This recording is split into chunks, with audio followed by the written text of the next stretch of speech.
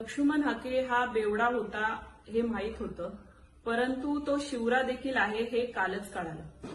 स्वतःला समाजाचा नेता म्हणवणाऱ्या या नेत्याकडे आंदोलन करण्यासाठी कार्यकर्ते नाही आहेत। त्यामुळेच त्यांनी ओबीसी समाजातील विद्यार्थ्यांना आपण चर्चा करण्यासाठी भेटत आहोत असं खोटं सांगून बोलवलं आणि त्यांना आंदोलनाच्या ठिकाणी नेलं आणि त्यामुळेच त्या विद्यार्थ्यांवरती गुन्हे दाखल झाले। त्या विद्यार्थ्यांचं नाहक स्वतःच्या प्रसिद्धीसाठी आणि स्वतःच्या रिचार्जसाठी, स्वतःला पैसे कमवण्यासाठी त्या निष्पाप विद्यार्थ्यांचं करिअर उद्ध्वस्त करण्याचं पाप या हाकेने त्या ठिकाणी केलेलं आहे।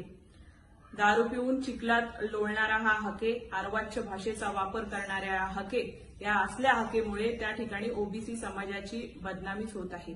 आपल्या समाजातील विद्यार्थ्यांचं नुकसान व्हावं अशी भावना ही कुठल्याच समाज बांधवाची आणि नेत्याची कधीच नसते, परंतु अशा पद्धतीचं नुकसान या हाकेने त्या ठिकाणी केलेलं आहे।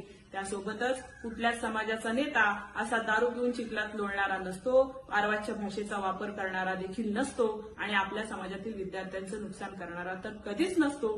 त्यामुळे हा कोणत्याही समाजाचा नेता नसून हा फक्त निव्वळ भामटा आहे, ही माहिती त्या ठिकाणी कालच महाराष्ट्रातील सर्व जनतेसमोर उघडकीस आलेली आहे।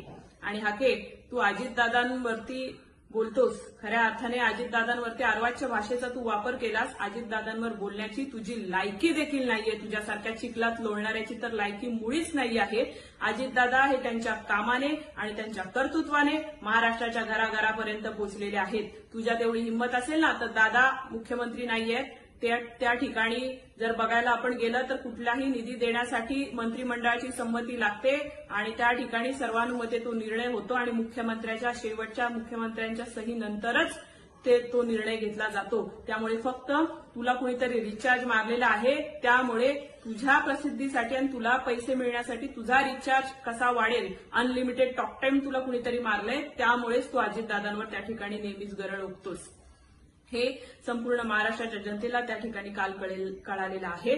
इथून पुढे जर तू अशा पद्धतीची कुचेष्टा केलीस तर तुला वेगळ्या पद्धतीमध्ये उत्तर देण्यास राष्ट्रवादी काँग्रेस पक्ष हे सक्षम आहे, हे त्या ठिकाणी तू लक्षात ठेव। धन्यवाद।